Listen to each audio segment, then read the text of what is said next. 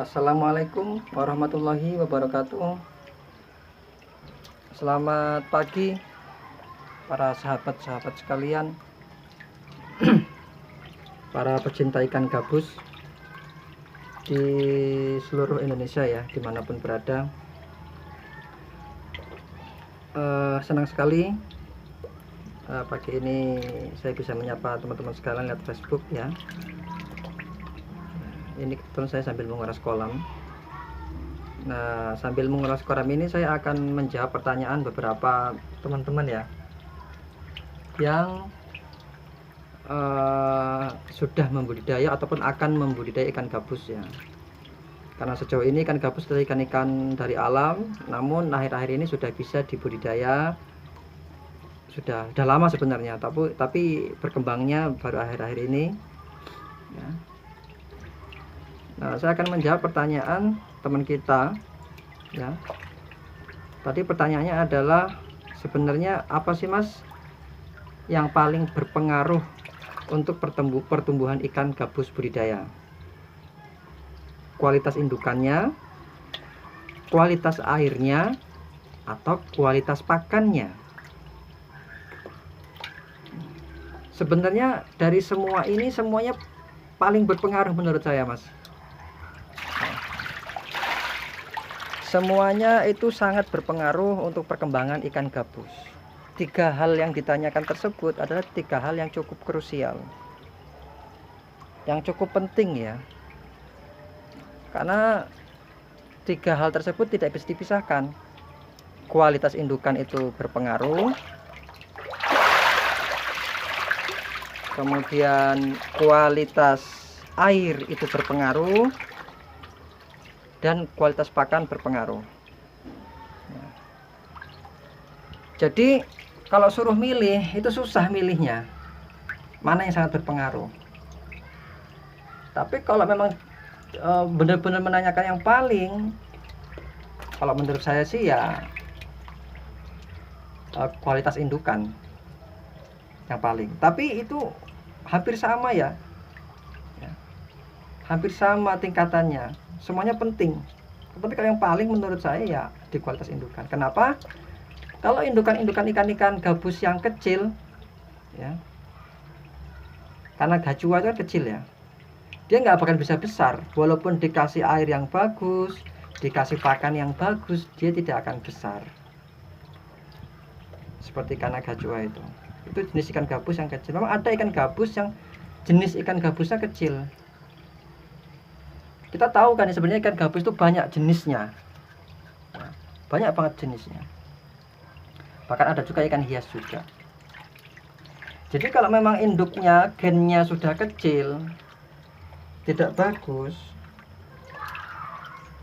maka walaupun dikasih pakan yang berkualitas nomor 1, kemudian dikasih air yang memang bagus kualitasnya, ya tetap nggak bisa besar. Itu yang paling ya, yang paling berpengaruh.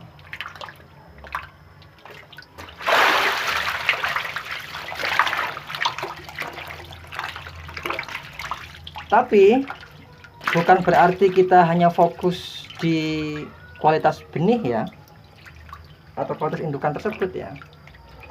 Kalau untuk agar hasil maksimal ya kita harus maksimal dari segala hal. Dari kualitas indukan iya harus berkualitas, airnya juga harus bagus, harus berkualitas, dan juga kualitas pakan harus berkualitas. Tuh.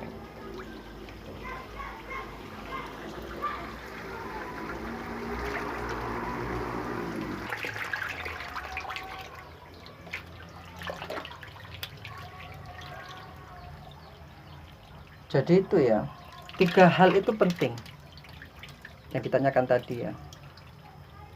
Karena mereka saling berkesinambungan, saling mendukung. Coba saya jelaskan. Pertama, kenapa kualitas indukan itu penting? Itu tadi, kalau kualitasnya nggak bagus, gennya pendek, kecil, walaupun airnya bagus, pakannya bagus, dia tidak bisa tumbuh besar. Itu alasannya. Kedua, Kenapa kok airnya harus bagus? Ya. Ya, karena kalau airnya tidak bagus, yang jelas kotor, keruh ya. Kalau di kolam-kolam terpal semen itu kan memang harus rutin dikuras. Karena memang kotorannya tidak bisa diserap dengan baik oleh bakteri yang di tanah karena tidak ada tanahnya kok.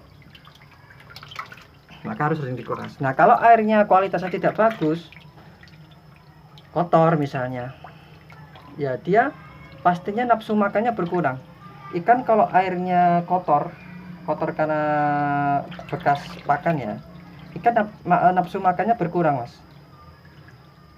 Ya pastilah ya, kalau makannya berkurang, tidak banyak, ya dia tidak tumbuh dengan baik, bahkan nanti kerdil. Nah, maka harus air berkualitas juga. Dan juga misalnya air setengah payau misalnya, airnya agak berkarat, karena memang di setiap wilayah kan berbeda. Atau airnya dia dari PAM, mengandung agak kuat kaporitnya, yaitu mempengaruhi pertumbuhan ikan juga. Jadi kualitas air juga penting. Ketiga, kualitas pakan. Ya. Jenis pakan itu bermacam-macam, Mas ya. Di pabrik itu macam-macam mereknya iya, terus kandungan proteinnya juga tidak sama. Semakin mahal harga pakan, biasanya proteinnya semakin tinggi. Kemudian semakin murah harga pakan, itu juga proteinnya pun semakin rendah. Nah, kalau misalnya pakannya harga murah, dia tidak maksimal. Kenapa? Karena proteinnya pun rendah, dia hanya akan menjadi kotoran, dan itu pun nanti akan mempengaruhi air. Semakin murah pakan, semakin kualitasnya tidak baik, air akan cepat kotor, karena kandungan pakan cuma kotoran campuran saja, proteinnya terbatas, kecil.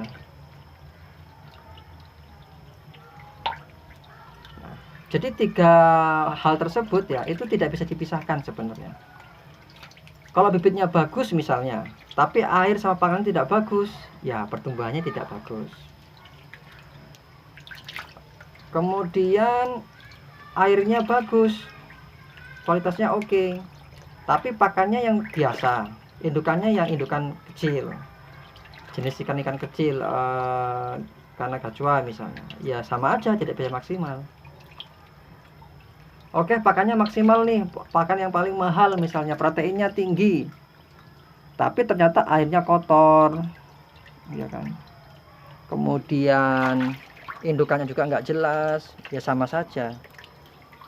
Jadi itu ya teman-teman ya, mana yang lebih penting, semuanya penting. Jadi kalau memang ingin budidaya ikan gabus, ya kalau bisa maksimal dari semua aspek ya. Bila perlu dikasih vitamin tambahan, rutin diberi obat ya, sebulan sekali.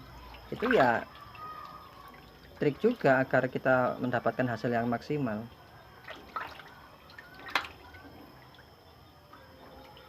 Nah, jadi bagi teman-teman yang ingin memulai, tidak perlu ragu dan jangan tanggung-tanggung ya dalam merawatnya ya.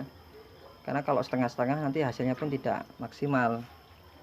Jadi pastikan satu, indukannya bagus ya, ikan-ikan gabus yang besar itu kan itu udah menjamin nanti benihnya juga berkualitas nantinya. Kedua, pastikan pakannya juga yang bagus ya. Kita tidak rugi sebenarnya beli pakan yang kualitas bagus itu, karena kita akan untung di waktu, walaupun terkesan agak mahal sedikit, namun nanti waktunya cepat ya, pertumbuhannya cepat. Kemudian pastikan juga kualitas airnya bagus. Kalau memang ini kotor, sering dikuras ya. Itu karena akan berdampak ya pada pertumbuhan ikan. Ini contoh ikan saya ini kan ikan yang saya besarkan ya. Ini rutin. Indukannya pastinya indukannya besar ini. Saya sudah tahu indukannya karena ini memang saya budidaya sendiri. Indukan dari indukan alam yang besar ya. Saya tahu indukannya karena saya yang memijahkan, yang membudidaya. Ini kualitasnya besar. Kemudian air ya, air saya rutin ya, 3 minggu sampai 4 minggu sekali saya kuras. Kalau pakan saya kasih pakan yang bagus ini memang. Jadi itu ya teman-teman sekalian, jawaban saya ya. Mudah-mudahan ini bisa membantu, menjadikan sedikit referensi atau wawasan atau acuan untuk teman-teman yang ingin budidaya ikan gabus. Monggo silakan mencari sumber lagi, referensi lagi dari sumber-sumber yang lain ya. Sebagai tambahan pengetahuan, monggo silakan. Jika teman-teman masih ada pertanyaan, masih belum jelas, ada saran juga, ada kritikan juga, seperti biasa, monggo silakan sampaikan di kolom komentar. Kurang lebihnya saya mohon maaf. Terima kasih sudah selalu menonton ya dan mengikuti video-video saya selama ini ya di channel Dunia Gabus Lampung. Kurang lebihnya saya mohon maaf. Saya akhiri. Wassalamualaikum warahmatullahi wabarakatuh. Salam sukses ya buat kita semua. Tetap semangat. Matur suwun.